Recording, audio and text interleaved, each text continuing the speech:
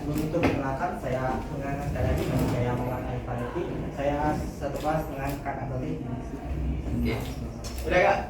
Boleh langsung. Kita bakal bahas tentang korupsi.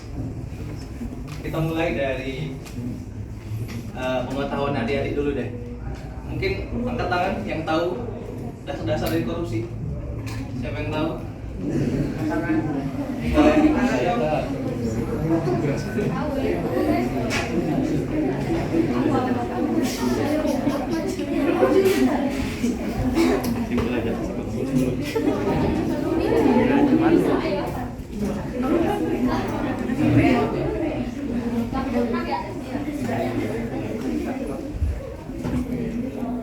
Oke, kayak masih belum tahu nih dasarnya.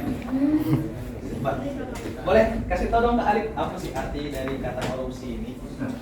Baiklah, kita mulai kan. Jadi apa sih arti kata korupsi itu? Kata korupsi itulah ada korupsi sendiri adalah penyalahgunaan kekuasaan yang diberikan untuk kepentingan pribadi atau kelompok ya. Nah, contoh korupsi ini sendiri ya bisa berupa penerimaan suap ataupun penggelapan dana uang publik atau uang dan nepotisme atau juga penyalahgunaan sumber daya. Misalnya kan kita menerima uang titipan untuk pembangunan suatu daerah. Nah, uang itu kita ambil sedikit untuk dana kita pribadi, nah, dan sisanya itu untuk pembangunan. Itu merupakan salah satu contoh dari penggelapan uang publik.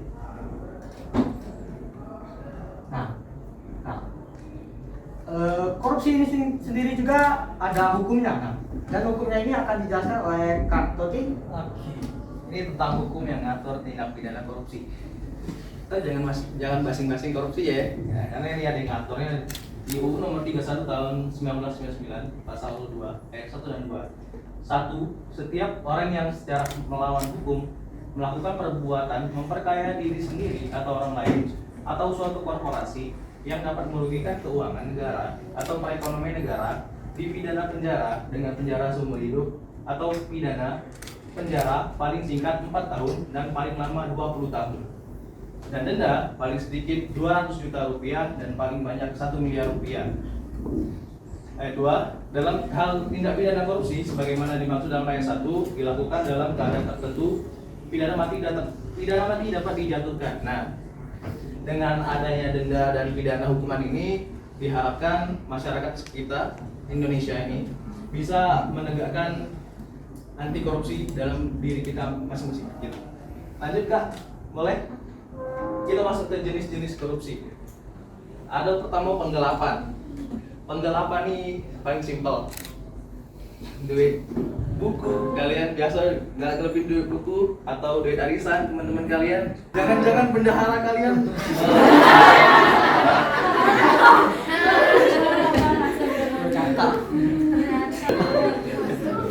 Kita positif thinking be.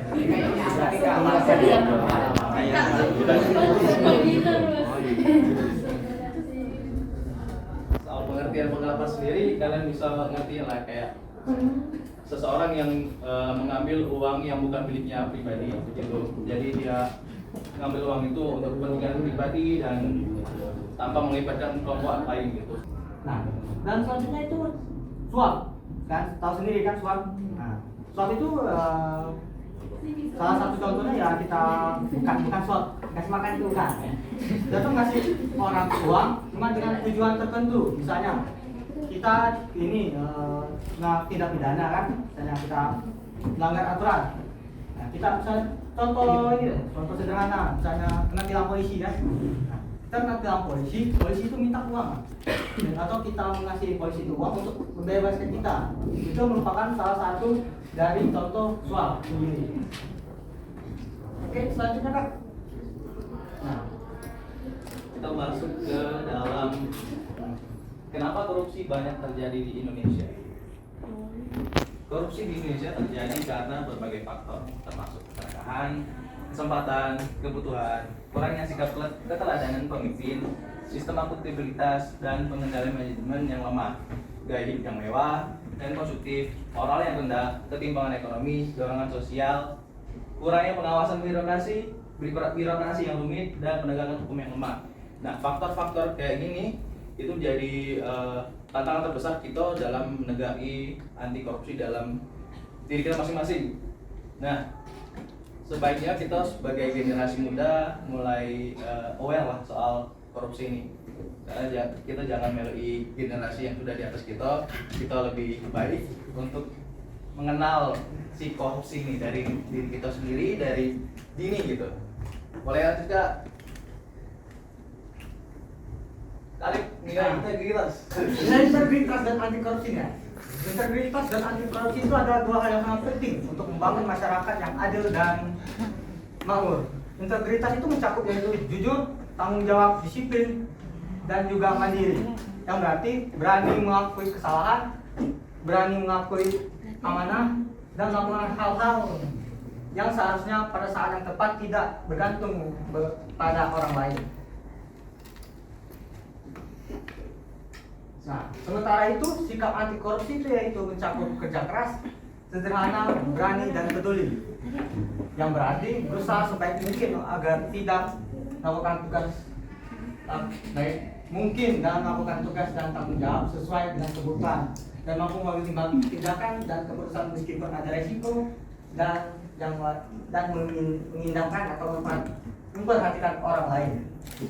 Menginternalisasi nilai-nilai ini sejak dini dapat membantu mencegah terjadinya tindak korupsi dan membangun masyarakat yang berintegritas. Lanjut. Ya, selanjutnya akan dibantu oleh Kak Tobi. Menanamkan sikap integritas dan anti korupsi di lingkungan sekolah. Dari lingkungan sekolah sendiri, mulai dari diri sendiri itu untuk menanamkan integritas dan sikap anti korupsi di lingkungan sekolah, siswa dapat menjadi contoh bagi teman-temannya dengan selalu berperilaku jujur, bertanggung jawab, disiplin, sederhana, kerja keras, adil, berani mandiri, peduli, dan berjiwa penolong. Kita sebagai siswa, sebagai diri kita sendiri, jadi contoh teman kita untuk menanamkan penegakan anti korupsi. Mungkin yang paling berpengaruh di dalam kelas itu bendahara ya. Iya. Oke. Jadi gimana diri kita ini bisa jadi contoh baik. Kita jujur sama teman, kita transparan soal uang, soal materi, dan kerja-kerja yang lain lah gitu. Jangan sampai nanti kalau kita terlalu tidak mengindahkan, teman-teman kita jadi tidak mengindahkan juga gitu. Jadi masih tetap lanjut nih korupsi ini, jadi bahaya untuk kita semua. Lanjut Kak. Selain itu, siswa bisa berpartisipasi dalam program pendidikan karakter yang berfokus pada pengembangan integritas dan sikap anti korupsi. Jika melihat teman atau staf sekolah melakukan tindakan yang tidak jujur atau korupsi, mereka harus berani melaporkannya kepada pihak yang berwenang. Jangan takut untuk melapor kegiatan-kegiatan yang berbau korupsi ya teman-teman. Kita harus berani juga mengungkapkan pendapat kita, tapi yang pasti kita punya alasan jelas dan punya pembuktian yang jelas dalam menemukan pendapat. Terakhir, siswa harus membangun kesadaran pentingnya integritas dan sikap anti korupsi, dan bagaimana tindakan mereka dapat mempengaruhi orang lain. Dengan melakukan hal ini, siswa dapat berkontribusi dalam membangun lingkungan sekolah yang berintegritas dan anti korupsi. Lanjut Kak. Jadi sedikit materi tentang korupsi dari kami. Tidak perlu banyak, cuman ya boleh kalian lakukan post-test untuk melihat seberapa kalian paham soal materi yang disampaikan oleh kami.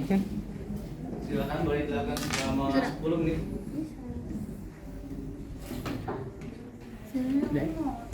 Oke, diingatkan kembali untuk teman-teman untuk menjawab post-test ini diharapkan menjawab dengan semaksimal mungkin.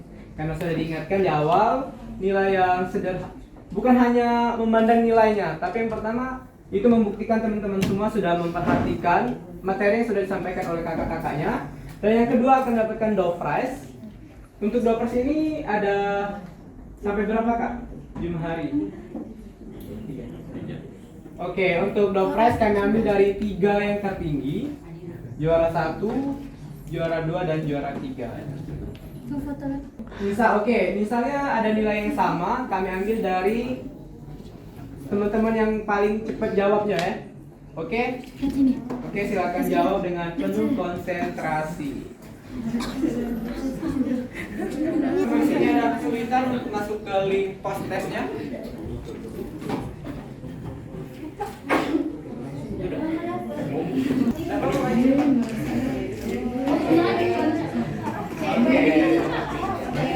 Ini untuk juara ketiga. Untuk juara kedua atau yang tertinggi nomor 2 itu diraih oleh Muhammad Anugrah Rizky.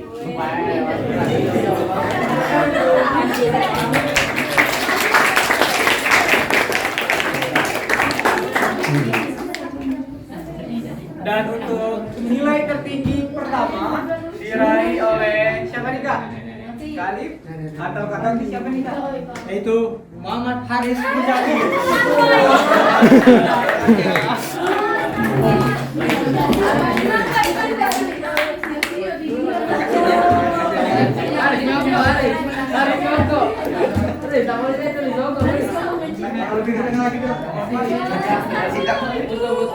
Oke, sebelumnya foto dulu ya? Iya. Oke, untuk hadiahnya ini apa yang Kak kasih? Gerak. Oke, untuk hadiahnya kita kasih dana ke Bobi.